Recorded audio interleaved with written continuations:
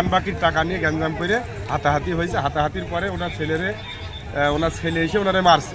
মারার পরে ওনার এই জায়গায় পড়ে গেছে। উনি যে মার খেয়েছে সে পড়ে গেছে। পড়ে যাওয়ার পরে বহুত লোক জুটে গেল। আমরাও আসলাম। আমরা বললাম যে এর আগে হসপিটালে নিয়ে যাক, হসপিটালে নিয়ে যেয়ে এর আগে চিকিৎসা করা হোক। আসলেই দেখা যাচ্ছে আশঙ্কাজনক, সে হাঁপাচ্ছে, অনেকে মানে অস্বস্তি ফিল করছে, মানে কথা বলতে পারছে না।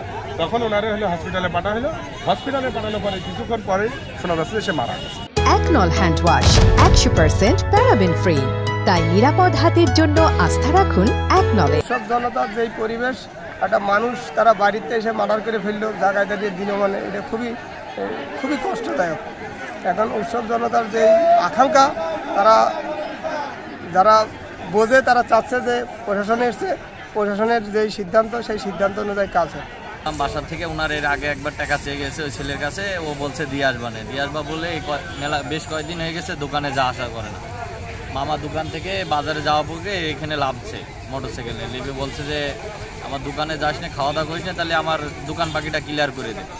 এই কথা নিয়ে দুই এক কথা এসে ওর বাপ মার কাছে বিচার দিয়েছে বলে সেই রাগ মনে করেন যে তারে প্রথমে ধাক্কা মেরেছে। দুই কথা হওয়ার পরে উনি আবার বলেছে যে তোর ছেলের নাতির বয়সে আমার নাতি আছে, তুই আমার সাথে ব্যবহার করছিস, চড়িয়ে সোজা করে বলে এরকম কথাবার্তা হওয়ার পরে এরকম একটা পার্ট ছিল, সেই পার্ট দিয়ে ধরেন মাথায় ইচ্ছা মতন বেরোনো শুরু করে।